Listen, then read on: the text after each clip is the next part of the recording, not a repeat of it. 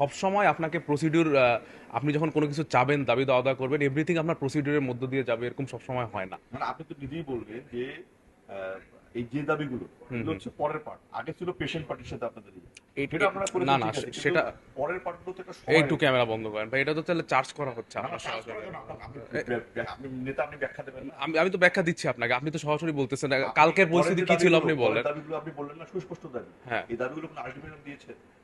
দাবিগুলো আলটিমেটাম দেওয়া হয়েছে। আমাদের কর্মবিরতিতে এই দাবিগুলো সহায় দেওয়া হয়েছে। প্রথমে আমাদের কর্মবিরতি ঘোষণা করা হয়েছে, কারণ আমাদের ওখানে ডাক্তাররা সবাই উপস্থিত ছিল।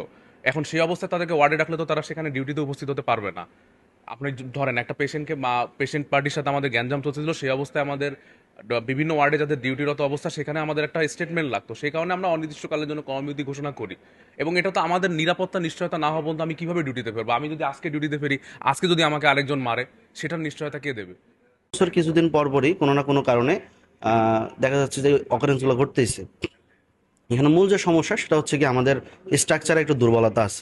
এই দুর্বলতাগুলো না কাটানো পর্যন্ত আসলে হাসপাতালে সঠিকভাবে আমাদের চিকিৎসা দেওয়া বা আমাদের হচ্ছে গিয়ে কাজ করাটা একটু কঠিন হয়ে যাচ্ছে। আমরা যে আমাদের দাবি দাওয়াগুলো দিয়েছিলাম, আমরা এই কাজগুলো থেকে বিরত আছি, যে আমরা আন্দোলন আপাতত 7 দিনের জন্য স্থগিত করলাম। 7 দিনের মধ্যে স্যার এটা বাস্তবায়ন করবে।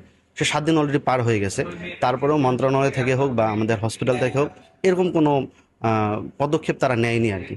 যার কারণে আমরা গতকালকে স্যারদেরকে আবার জানিয়েছি যে স্যার, যে আমরা আগের যে আন্দোলন মানে আমাদের দাবি দেওয়াগুলো ছিল হসপিটালের নিরাপত্তা ব্যবস্থা সহ অন্যান্য বিষয়গুলো কারণে বারবার ডিলে করতেছিল বিষয়টা। আপনারা জানেন যে আজকে সকালে আমাদের সাথে আমাদের হসপিটাল কর্তৃপক্ষ, কলেজ কর্তৃপক্ষের সাথে ইন্টারনিদের বসার কথা ছিল, একটা বিশেষ কারণে হয় নাই।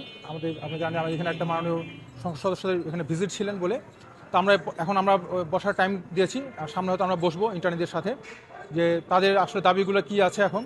তবে তাদের যেই যৌক্তিক দাবিগুলো, তার মধ্যে একটা বড় যেটা আমরা জানি যে আমাদের এখানে নিরাপত্তা দেওয়া, নিরাপত্তা নিশ্চিত করা। সেকেন্ড হলো যে আমাদের এখানে একটা পুলিশ ফাঁড়িও ব্যবস্থা করা। আর এটা নিয়ে আমরা প্রিন্সিপাল এবং আমরা সামনে বসবো এবং আমি আশা করবো যে আমরা একটা সমাধানে আসতে পারবো। আমরা জেনেছি যে গতকালের ঘটনাটা সমাধান হয়েছে, কিন্তু এটা যদি এখনো এটার জের থাকে এটা মোটেও কাঙ্ক্ষিত নয়। আমি ঘটনা শুনেছি, ঘটনায় উভয় পক্ষের বাড়াবাড়ি আছে আমি মনে করি। এখানে রুগী ভর্তি হলে মরবে না এই গাড়িতে দেওয়া যায় না, তাই না? হাসপাতালে, রংপুর মেডিকেল হাসপাতালে রুগী ভর্তি হলে কি মৃত্যু হবে না? এখানে আজরাইল আসবে না? আসতে পারে।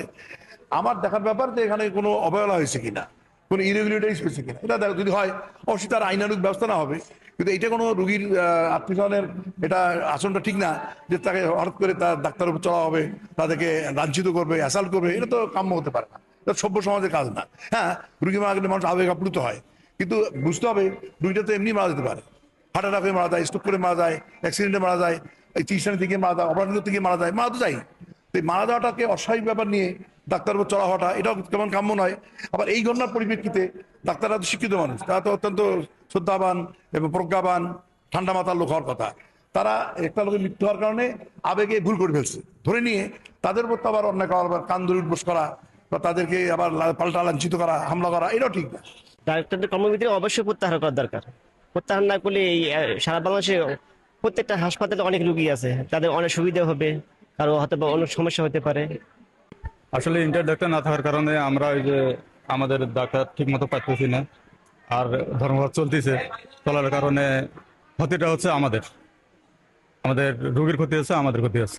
আমরা চাই যে ইন্টার দিনে আসুক, আমরা ঢাকার সাথে সাথে আমাদের রুগীকে দেখুক, তাহলে আমাদের উপকৃত হবো, রুগী তাড়াতাড়ি সুস্থ হবে। অবশ্যই মানবতার ক্ষেত্রে ইন্ডিয়ান ডাক্তারদের ধর্মঘট তুলে নেওয়া উচিত। এমার্জেন্সি রুগী থাকে, তাদেরকে জরুরি সেবা দেওয়ার জন্য তাদের ধর্মঘট তুলে নিয়ে রুগীদের সেবা ফিরিয়ে দেওয়ার জন্য আমরা অনুরোধ করতেছি ডাক্তারকে এবং কর্তৃপক্ষ।